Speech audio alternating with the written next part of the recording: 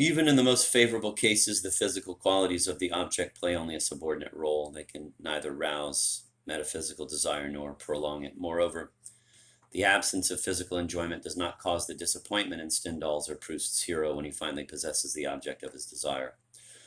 The disappointment is entirely metaphysical. The subject discovers that possession of the object has not changed his being. The expected metamorphosis has not taken place. The greater the apparent virtue of the object, the more terrible is the disappointment. Thus, disappointment deepens as the mediator draws closer to the hero.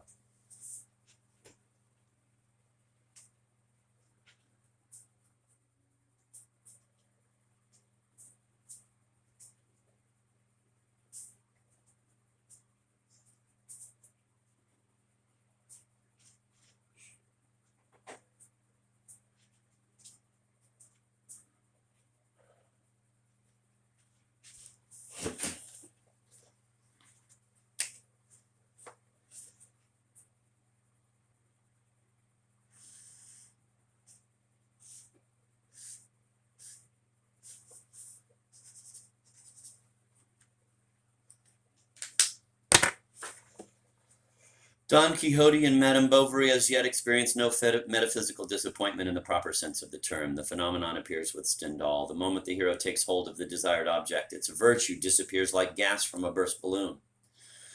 The object has been suddenly desecrated by possession and reduced to its objective qualities, thus provoking the famous Stendhalian exclamation, quote, "Is that all it is?" End of quote.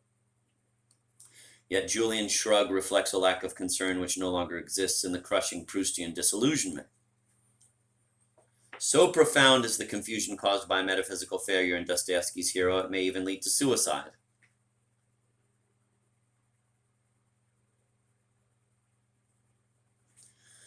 The disappointment is irrefutable proof of the absurdity of triangular desire. It would seem that the hero must now submit to the evidence. No person or object now separates him from the abject and humiliated self, which desire had somehow hidden from him with the mask of the future.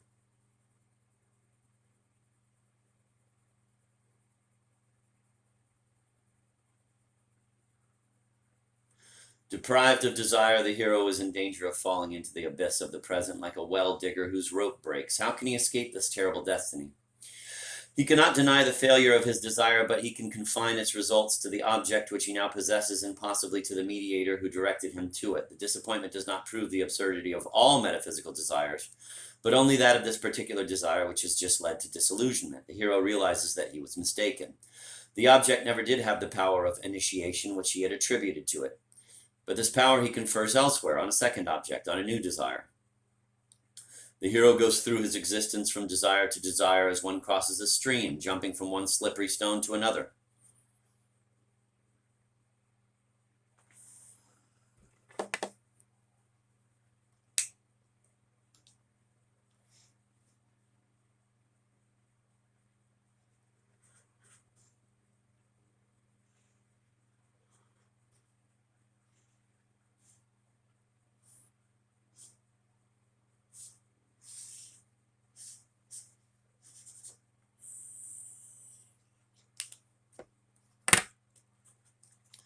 Don Quixote and Madame Bovary as yet experience no metaphysical disappointment in the proper sense of the term. The phenomenon appears with Stendhal.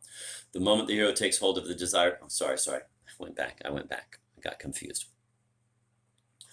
Two possibilities present themselves. The disillusioned hero can let his former mediator point out another object for him, or he can change mediators. The decision does not depend on psychology nor on freedom, but like so many other aspects of metaphysical desire, on the distance separating hero and mediator.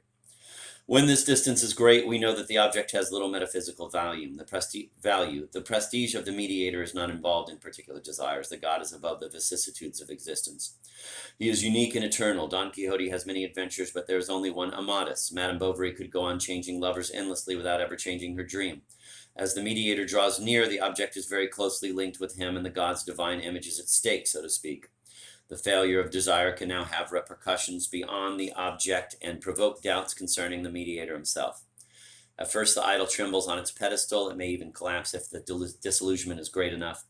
Proust describes the fall of the mediator with an extraordinary wealth of detail. The event is truly a revolution in the existence of the subject. All the elements of this existence seem drawn to the mediator as if to a magnet. He determines their hierarchy and even their meaning.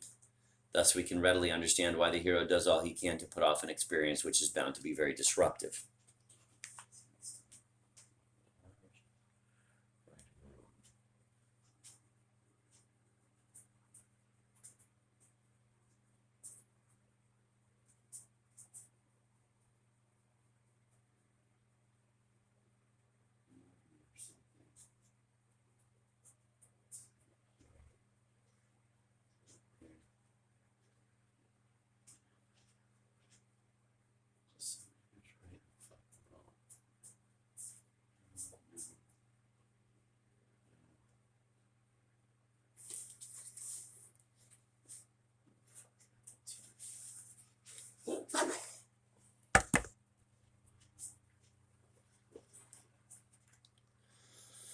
When the narrator is finally invited by the Guermantes after longing in vain for the invitation for several years, he experiences the inevitable disappointment. He finds the same mediocrity, the same cliches as in other salons.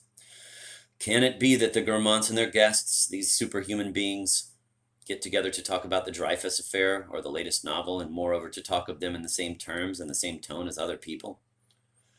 Marcel searches for an answer which would reconcile the sacred prestige of the mediator and the negative experience of possession. He almost manages to convince himself that first evening that it is his presence which has profaned and interrupted the aristocratic mysteries whose celebration cannot be resumed until he leaves. The will to believe is so strong in this upside-down St. Thomas that it even survives a while after the concrete proof of the idol's emptiness. Every mediation projects its mirage. The mirages follow one another like so many truths, which take the place of former truths by a veritable murdering of the living memory, and which protect themselves from future truths by an implacable censure of daily experience. Proust calls selves the worlds projected by successive mediations. The selves are completely isolated from each other and are incapable of recalling the former selves or anticipating future selves.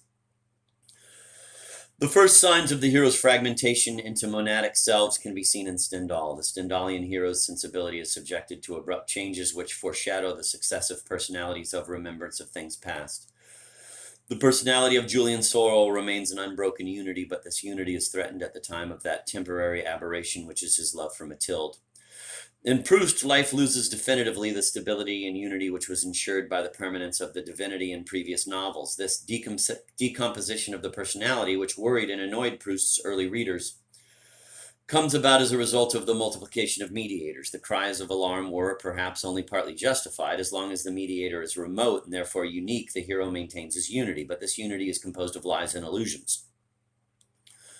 A single lie encompassing the whole of existence is not preferable morally to a series of temporary lies. Proust's hero may be more seriously ill than the others, but he suffers from the same disease, and if he is more culpable, it is of the same fault.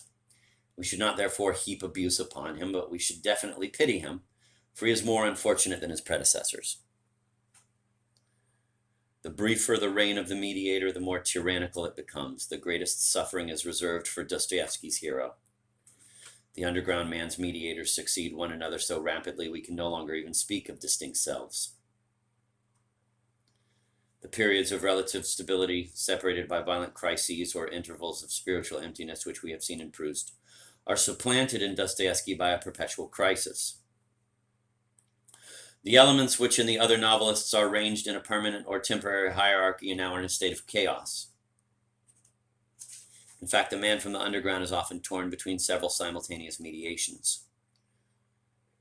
He is a different person every moment of his existence and for everyone he is with. This is the polymorphosis of the Dostoevskian being, which has been pointed out by all the critics.